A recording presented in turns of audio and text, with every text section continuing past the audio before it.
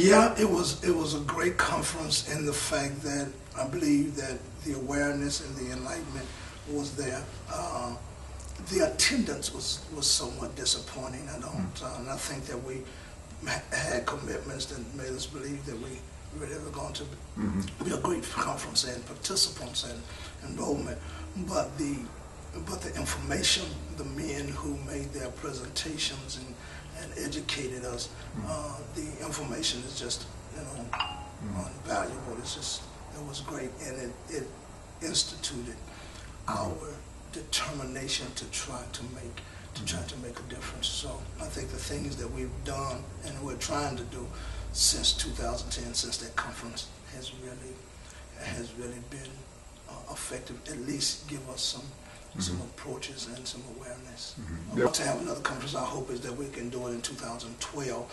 What we decided to do was not to have a conference this year, but try to implement the programs that we hope would make a difference. So we'll spend our time getting some results from having had that conference, and then hopefully come back and be able to have some kind of appreciative report, for what we have done.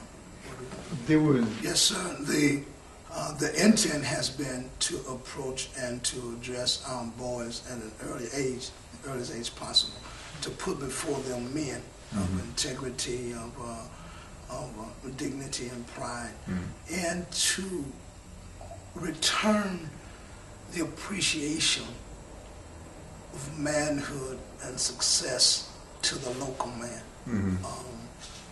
There have been institutions and entities that try to identify our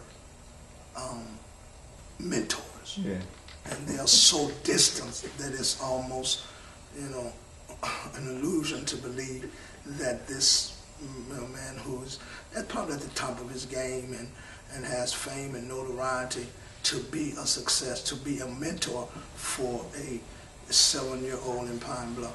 I think that if we return the fact that the pride of a man is him handling his responsibility, his family, and those things in a successful way, that he stepped up to the plate and he has an honorable name, a respectful name. He's committed to the care and provision of his community. That man is the man to emulate, not because he's famous or he's attained wealth. So I think that Porsches and Freemans and Smiths, hopefully, are those men that we can get boys to really find pride in it, because those were the kind of men that nurtured us, those men who directed us, who gave us the encouragement and the hope. And so I think our sons have been kind of steered in a wrong way, as to say that mentorship is founded in accomplishments and notoriety and wealth and etc. So to make those boys accountable, in a sense, to the institution of the family and our race, to say that this is greater than you, it's more important than you. And there are some things we must do on the behalf of our people, and try to instill the pride that a man's responsibility is to provide for the women and children, and to make sure that they are protected and they are safe.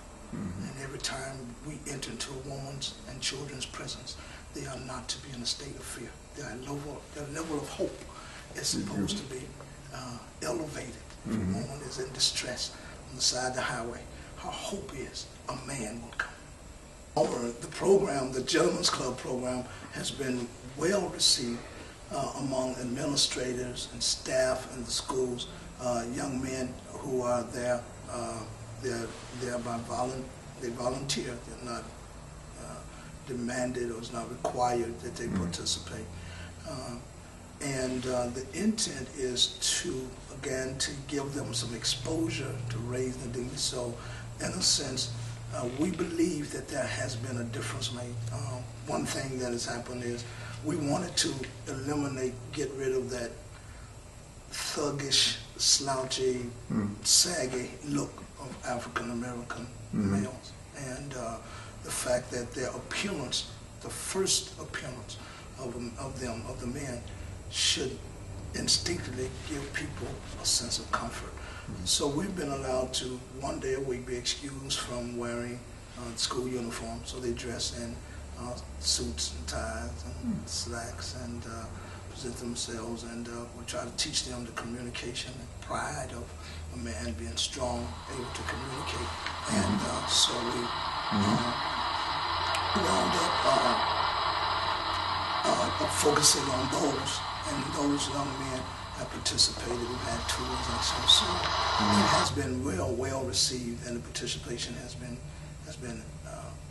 anxious by the boys, and we've had several events on which they have displayed some of the results that we were hoping that we could find. So you our intent is to, again, there has always been this concept of the fear of the black man, even before sagging started. We talked about people in other races fearing us.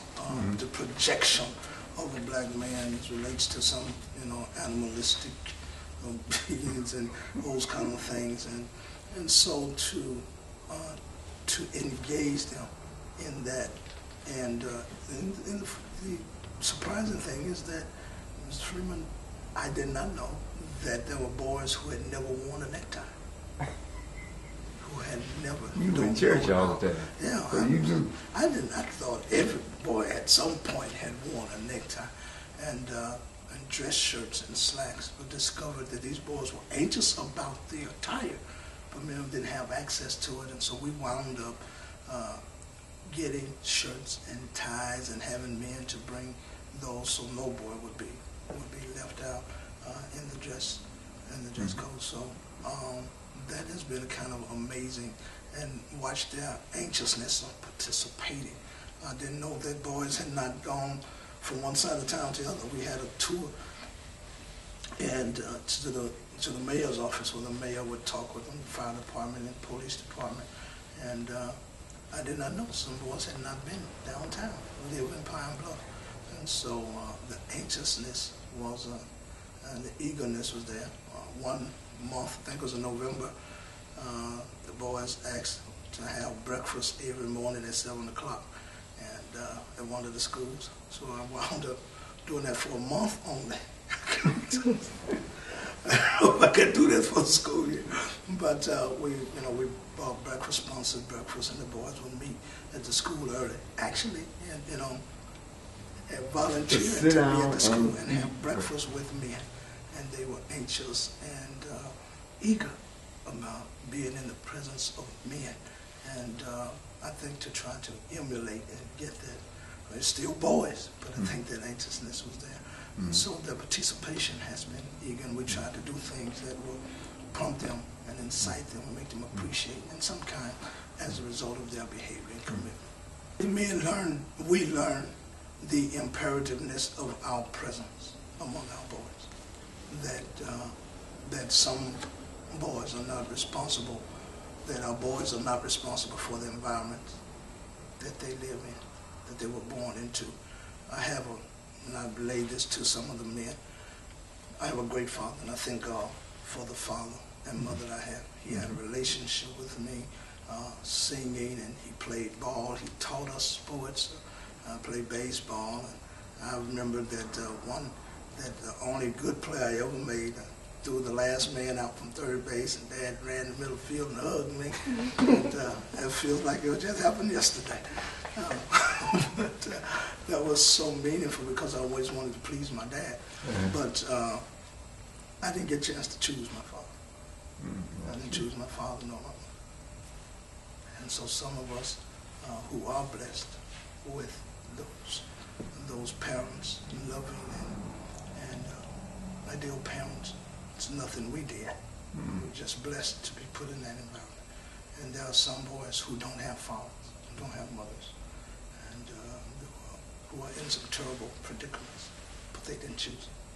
So I think for us to be sensitive and considerate of that and not blame what is lacking, but find a way to compensate will make a difference. Which is a good learning lesson for any, what we call volunteer